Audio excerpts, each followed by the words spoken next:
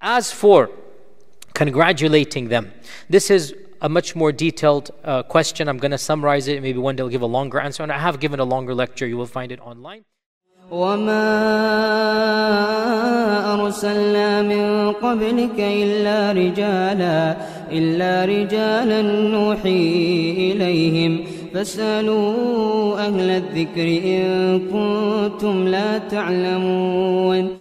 To summarize, there is nothing explicit in the Quran or the Sunnah or any of the four Imams or any of the early scholars in this regard.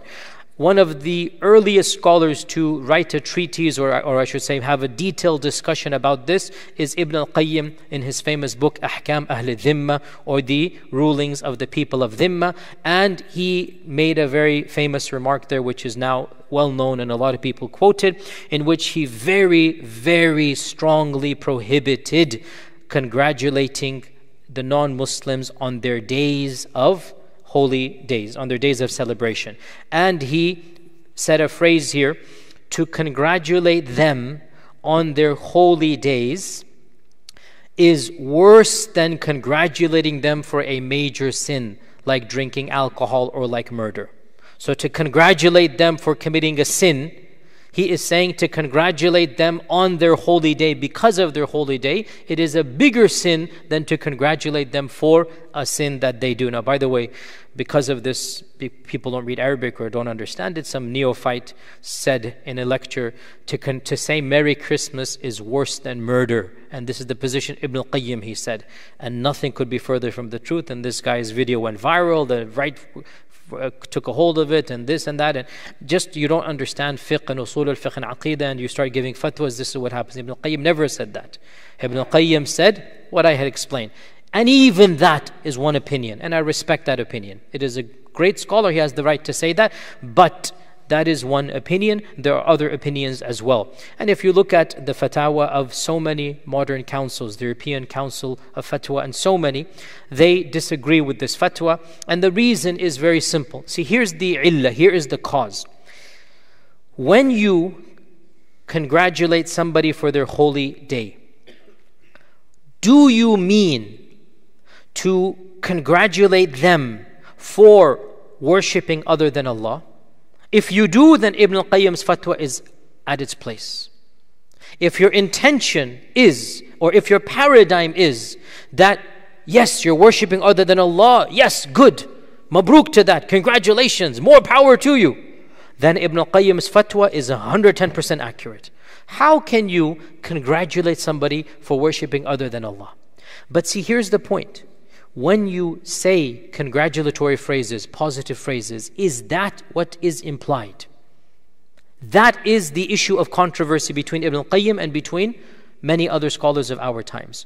When you go and you say some generic greeting, okay, even if you say the phrase, Merry Christmas back unto you, if he comes in and says Merry Christmas, and then you say, oh, Merry Christmas to you as well.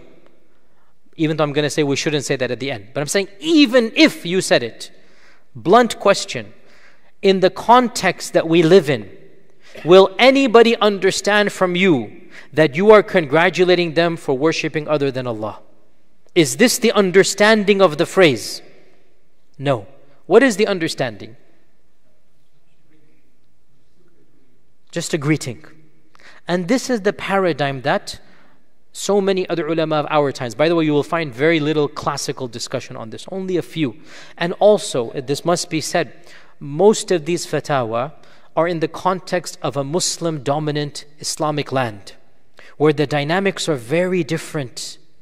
And one needs to ask, why would a Muslim land be celebrating Christmas? Of course you should be ultra strict, etc., etc. None of these fatwa deal with minorities except until modern times.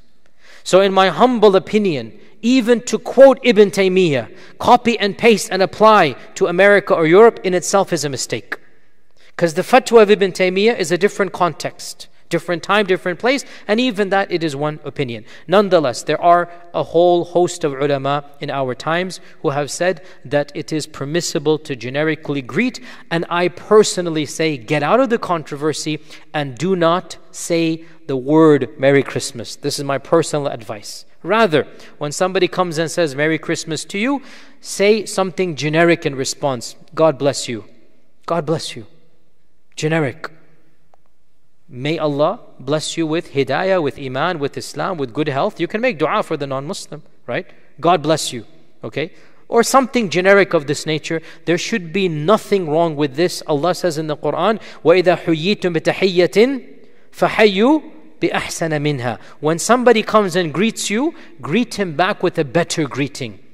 Or at least return the same greeting. This is a generic verse. So if somebody says good morning, you say good morning to you as well. Somebody says good afternoon to you as well. Somebody says Merry Christmas.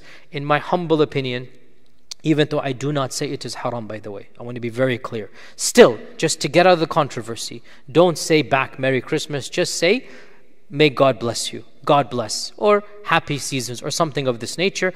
And conclude this question. We have one more question after this. Conclude this question. Ibn Abbas said, if Fir'aun said to me, Rahimakallah, I would say, may Allah have mercy on you as well. If Fir'aun were to make a dua for me, I would say, back unto you, may Allah also have mercy on you. Yani, what's wrong if Fir'aun were alive, meaning? And he said this to me, why can't I respond even to Fir'aun with a similar thing? So there's nothing wrong with giving a generic response back, and it does not imply any type of servitude to other than Allah subhanahu wa ta'ala.